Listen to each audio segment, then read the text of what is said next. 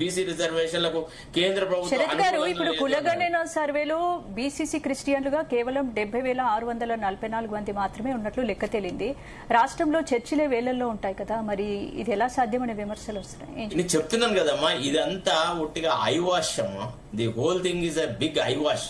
ఈ విషయం మొదటి నుంచి చెప్తూనే ఉన్నాను నేను. ఆనాడు ఈనాడు నేను ఎప్పుడూ నా మాట మార్చలేదు. ఆ రోజు ఫస్ట్ అందరికన్నా మీరు నమ్ముతారో నమ్మరో, నేను ముఖ్యమంత్రి ప్రభుత్వం ఏర్పడిన తర్వాత జస్ట్ విదిన్ 1 మంతే నేను రేవంత్ రెడ్డి గారిపై కలిసి వచ్చినాను. ఎందుకంటే అప్పుడు ఎలక్షన్లలో చాలా బౌళంగా ప్రచారం చేసి అది ఇది అని చేస్తున్నాం. Ravinder Reddy will vote same all that. ఎంత కృషి చేసినామో ప్రభుత్వం మార్పుకు అనేది. నేను 1 మంత్ లోపలనే ఆయనను కలిసి వచ్చినాక నేను బయటకు వచ్చి విలేకరులకు చెప్పినాను ఏమని, ముఖ్యమంత్రి నెత్తిలో పెండ ఉన్నది, ఈయనకి ఏం తెలియదు, అవగాహన లేదు, ఆలోచన లేదు, దూరదృష్టి లేదు, కమిట్మెంట్ లేదు అని మొట్టమొదటిగా వితిన్ 1 మంత్ లో నేను చెప్పిన. నేను ఆనాడు ఏదైతే చెప్పినానో ఇప్పటికీ అదే నిరూపించబడుతుంది. ప్రతి చోట ప్రతిదీ డ్రామానే మేడం. ఒక్క చోట కూడా నిజాయితీగా ఫలానా పని చేసిన అనేది లేదు. అటు బీసీలకు అన్యాయమే చేసినాడు, తన కులం వాళ్ళకి అన్యాయం చేసినాడు, ఇతర కులాల వాళ్ళ మధ్యలో రచ్చ రంప పెట్టినాడు. ఇప్పుడు వాళ్ళు ఎట్లా తయారు చేసినాడంటే, సమాజాన్ని ఎట్లా విడగొట్టినాడంటే, గ్రామాలలో మేమంతా కలిసి ఉండేవాళ్ళం, రెడ్లు, బీసీలు, ఎస్సీలు, ఎస్టీలు.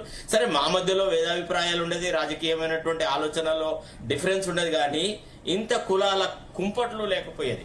ఇవాళ ఒక పర్టికులర్ సమాజాన్ని అందరూ వ్యతిరేకించి అందరూ శత్రుత్వంతో చూసేలాగా తయారు చేసినాడు. ఇప్పుడు అసందర్భమైనటువంటి వ్యవహారాలు చేస్తున్నాడు. పల్లె సీమలలో ఉండే ఆ ప్రశాంతతని మొత్తం దెబ్బతీసేసి సర్వనాశం చేసినాడు.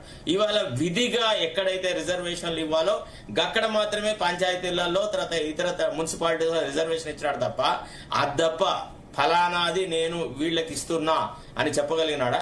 ఎప్పుడైతే మనము సప్లాన్స్ ఉన్నాయి, బీసీ సప్లాన్స్ ఉండే, డబ్బులు ఇవ్వాల్సిన సందర్భం ఇచ్చినాడా?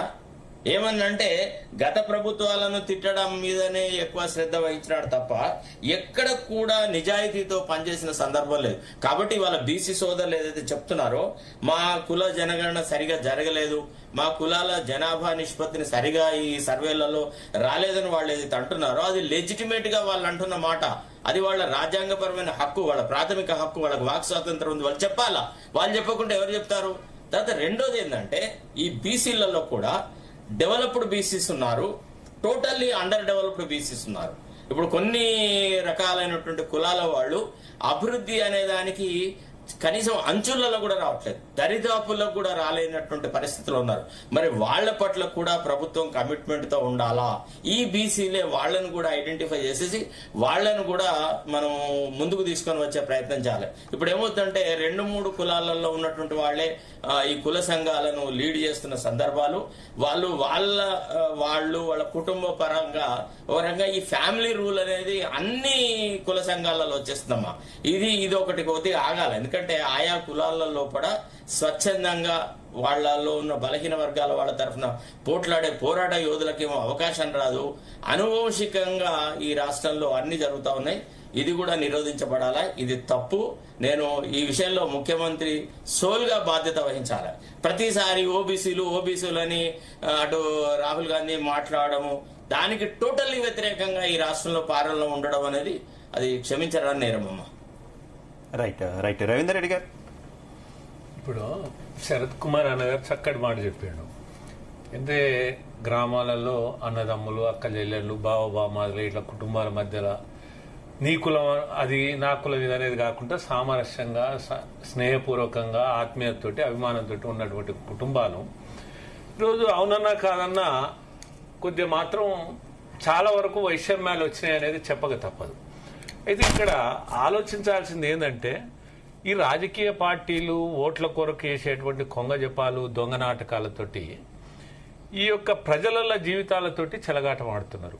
ఈ బీసీ సహోదరులు కూడా ఇప్పుడు శరత్ కుమార్ అన్నట్టు మరి బీసీలు అంటే ఎవరు అంటే అందులో కూడా అభివృద్ధి చెందిన వాళ్ళు ఉన్నారు, అభివృద్ధికి దిగువ ఉన్నారు. 134 కులాలు తెలంగాణలో ఉంటే దాంట్లో 70 కులాలు అసలు ఏ విధంగా కూడా అభివృద్ధి కానీ, విద్య కానీ, ప్రజాప్రాతినిధ్యంగా నోచుకోనటువంటి దుస్థితి ఈ రోజు కూడా ఉంది. మరి ఇన్ని సంవత్సరాల స్వాతంత్రం వచ్చిన తర్వాత ఆ కులాల పరిస్థితి అట్లే ఉంది. మరి ఆ ఇప్పుడు నా కులం అంటే కులం ఎవరికి కూడు పెట్టదు, రెడ్డి అయినా పెట్టదు, ఇంకొక ఆయన పెట్టదు. కానీ పేదరికాన్ని రూపుమాపడానికి ఆ దిశగా ప్రభుత్వం చర్యలు తీసుకోవాలనేది బీసీ నేపథ్యం ఉన్న వాళ్ళు కూడా కొట్లాడాల్సినటువంటి అవసరం ఉంది. ఇప్పుడు సోకాల్డ్ మేధావులు అనుకునే వాళ్ళు కూడా ఎంతసేపు ఉన్నా కానీ మా బీసీ జనాభా అంటే బీసీలు అంటే ఎవరు, అసలు బీసీలు అంటే ఎవరు వస్తారు, దానికో ఎంపారికల్ డాటా ఉంటది కదా. బీసీలలో కూడా వెనుకబడిన వాళ్ళు, బీసీలలో కూడా అభివృద్ధి చెందిన వాళ్ళు, ఓసీలలో కూడా అత్యంత వెనుకబడిన వాళ్ళు, అభివృద్ధి చెందిన వాళ్ళు, అట్లనే ఎస్సీలు కానీ ఎస్టీలు కానీ అన్ని కులాలలో ఎవరున్నారో ఉన్నోళ్ళను తేల్చండి, ఎవరు లేరో వాళ్ళు లేనోళ్ళని తేల్చండి. ఏ కులం